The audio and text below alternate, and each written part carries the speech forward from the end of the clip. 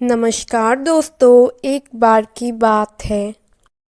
एक बार एक राजा ने अपने 3 मंत्रियों को आदेश दिया कि तुम तीनों मंत्री जंगल में अभी जाके अपनी झोली फलों से भर के आओ।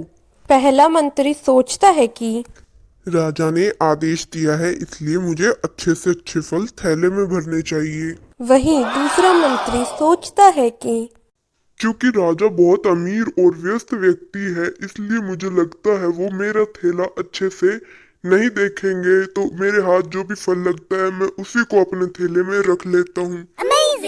और तीसरा मंत्री कहता है कि ये दोनों पागल तो फल चुगने में लगे हुए हैं, लेकिन मैं ऐसा नहीं करूंगा क्योंकि मुझे पता है राजा बस थैला बाहर बाहर से देखेंगे और फिर कहेंगे कि जाओ, क्योंकि वो इतने ज्यादा व्यस्त है ना कि उनके पास टाइम ही नहीं होगा थैला देखने के लिए। इसलिए मैं अपने थैले में सिर्फ सूखे पत्ते और मिट्टी ही डालूंगा ताकि उन्हें बाहर से लगे कि मेरे थैले में फल है।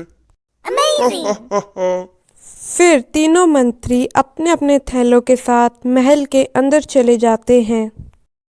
राजा ने बिना यह देखे कि उनके थैले में क्या है, बस आदेश दिया कि इन तीनों मंत्रियों को अभी जेल में भेज दिया जाए और इनको खाना नहीं दिया जाएगा। इनको केवल अपने इकट्ठे किए हुए फलों के थैले ले जाने की अनुमति होगी। फिर राजा के सिपाही उन तीनों मंत्रियों को उनके थैलों के साथ जेल के अंदर डाल देते हैं। और राजा का आदेश था कि तीनों मंत्रियों को 3 महीने के लिए जेल में ही रहना होगा।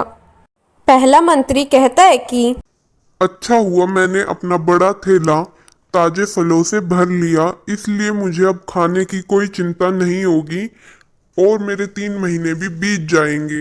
वही दूसरा मंत्री कहता है कि ये क्या हो गया? मैंने तो अपने थैले में अच्छे फलों के साथ साथ बुरे फल भी इकट्ठे किए हैं, क्योंकि मैंने सोचा था राजा व्यस्त और अमीर व्यक्ति है, इसलिए वो मेरा थैला नहीं देखेंगे।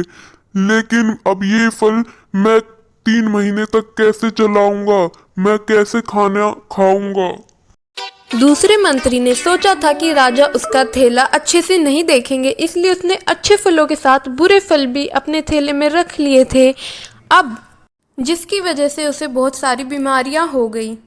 वही तीसरा मंत्री कहता है कि आ, ये मैंने क्या कर दिया? मैंने अपने थैले में सिर्फ सूखे पत्ते और मिट्टी ही भरी थी, इसलिए मेरे पास अब खाने को कुछ भी नहीं है। मेरे थैले में सिर्फ मिट्टी और सूखे पत्ते ही हैं। अब मैं क्या खाऊं? मैं जीवित कैसे रह पाऊंगा? अब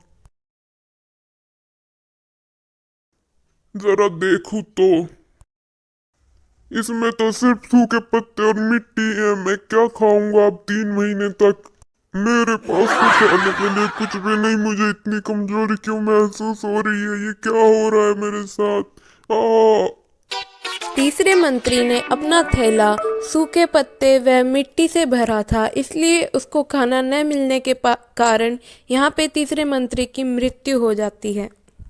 तो प्यारे दोस्तों, यहाँ पर हमें पता चलता है कि कैसे दूसरे और तीसरे मंत्री ने चालाकी दिखाते हुए अपने ही कर्मों का फल भोगना पड़ा। उसी प्रकार हमें भी अपने कर्मों का फल भुगतना पड़ता है। रुको रुको रुको, मैं तुम सबको ही कह रहा हूँ जो ये वीडियो देख रहे हैं, पहले इस वीडियो को जाकर अभी लाइक करो, शेयर करो, सब्सक्राइब करो, वरना। हेलो दोस्तों, कैसे हो आप सब लोग? उम्मीद करता हूँ आप सब अच्छे होंगे। प्यारे दोस्तों, आप सब अगर आगे भी ऐसी ही वीडियो देखना चाहते हैं तो इस चैनल को सब्सक्राइब कर दे, लाइक कर दे। और हे बूढ़े अंकल, तुम्हारी हिम्मत कैसे हुई हमारी जनता को वरना कहने की? तो दोस्तों, यही थी हमारी आज की प्यारी सी छोटी सी कहानी। उम्मीद करती हूँ आपको ये पसंद आई होगी, तो वीडियो को लाइक ज़रूर कीजिएगा और चैनल को सब्सक्राइब भी। धन्यवाद। फिर मिलते हैं एक ऐसी ही मज़ेदार वीडियो के साथ।